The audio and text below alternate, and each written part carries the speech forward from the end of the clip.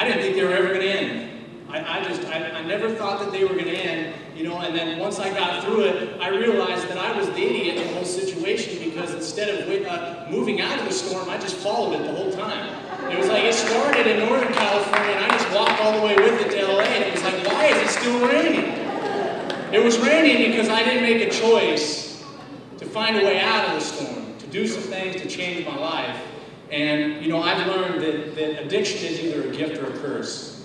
And when I'm talking about a curse, I'm talking about a curse that can rip a person and a family apart more than a lion in the field can do to its prey. And I'm talking about a gift that can change your life, your friends' lives, and every single person that you encounter. The clarity in mind and the happiness of the spirit is only going to be found through sobriety. I've tried it all. I've tried every drug you can think of. I've been successful in sports. I've accumulated nice items with the money from the drugs that I was selling. Nothing brought me happiness because I didn't have the clarity in mind and the sobriety that I needed to achieve that, to find the happiness within myself. You know, personally, I've always been an athlete, and that was kind of what brought me a peace of mind when I was growing up, was I always found myself in sports, basketball, baseball, soccer, football, rollerblades, skateboards. I've done it all, and I've been successful in every single thing I did when I competed in sports. BMX, though, was the one outlet that started to take me somewhere in my life. I got involved in BMX racing when I was 12 years old. By the time I was a senior in high school, I'd been on the cover of a magazine. I had a contract with Fox Racing, Spy sunglasses, Airwalk shoes. I traveled weekend after weekend on somebody else's dime as a high school kid getting to compete, and something that was clearly a gift, that I had a choice. I could work and exercise that gift and become successful, or I could make other choices that would destroy my life or stagnate me or cause me to not move forward in the direction that I wanted. And I chose the latter of the two. And I chose the latter of the two because I had an attitude, and I had an attitude problem, and a lot of us in here know what that attitude problem is. I had a big chip on my shoulder. There wasn't a person that could tell me how to do something. If somebody told me you need to walk straight to get through that door, I'd say I'm going to walk left just to show you you don't have to walk straight. That attitude, though, was also an attitude that was unwilling to work and invest in myself.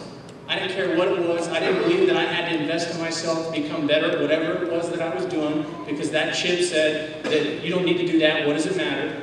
And because of that, I always had poor performance in my life. Even though I had all this success in BMX up to my senior year in high school, the areas that mattered in life, not the results that people see when I cross the finish line, how I felt about myself, how I talked to other people, how I had the aura about me, was all poor performance, and it was a result of this attitude that I had. I started my nonprofit organization almost 3 years ago now, the Free Will Project. We give out $40,000 worth of bicycles every year to kids that graduate from our summer camp.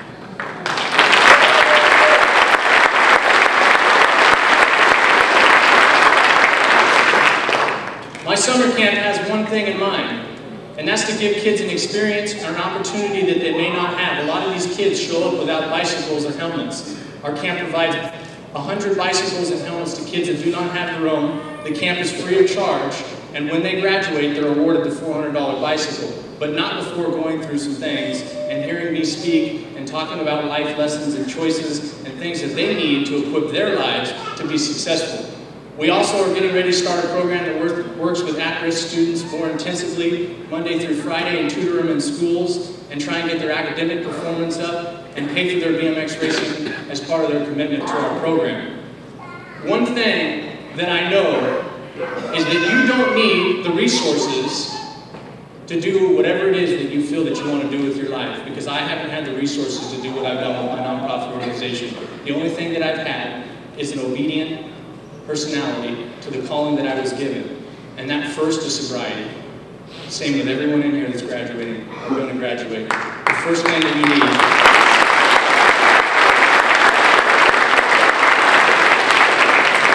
is sobriety. And along that way, along that journey of every day getting up and following that dream, I have met people that have come to my side, and I'll speak of an old lady that helps me the most. Last year I met this lady. She came out to my camp. She saw all the kids there. She said, "What do you need?" She said, your newspaper article says you need 60 bikes. How much does that cost? And I said, it'd be about $6,000.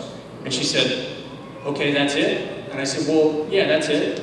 $2 2 days later, I had a $6,000 check in my mailbox. This year, that woman gave us $13,000. I don't have that kind of resource. We were scrounging around, how are we going to fundraise this money? But every day I said, God, I know you've called me to this, and I know you're going to provide, and this is about the kids. And every single time, it does not matter, the right things have come in my life through obedience. It ain't going to be easy. I've been on this journey for 7 years now, almost. 7 years it's taken me to get to this spot, and I'm still not where I want to be. Don't give up on yourself too soon. That'll be the biggest mistake you make in your life if you give up on yourself too soon. And remember that as soon as you give up, that's it. I want to leave you with this. I want you to do me a favor. I want you to picture that you're driving down the street when you leave here, and it's not dark, it's sunlight. And I want you to picture a kid that's bent over in the gutter that's got water in it. And you notice that this kid is drawing water into a needle. And you know exactly what this kid's going to do with the needle because he doesn't look like he's in good shape. This kid's going to go and he's going to go back to wherever he was, and he's going to put that gutter water in a spoon, and there's going to be heroin in that spoon, and he's going to light that up and he's going to put it in his arm. I want you to think about what you would think about that person. Right now, what are you thinking about that kid that you see? That kid was me. I drew gutter water for my heroin. I was so bad, I couldn't wait. I had to get into the gutter for water to put in my arm. You're looking at a man that has been at the gate with Olympic champions, world champions, national champions, spoke to thousands of kids across the country right now. 7 years ago, I was getting gutter water out of the gutter for my needles, for my drugs. If I can get to this spot in my life, there is no other person in here that can't follow their dreams and achieve what they want. I truly believe that.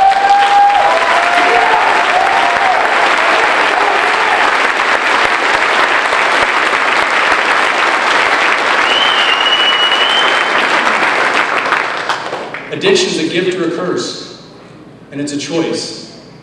It's either going to bless you or it's going to curse you. I'm encouraging you to invest in yourselves. Be blessed. Let it bless you. Don't let it curse you. Thank you.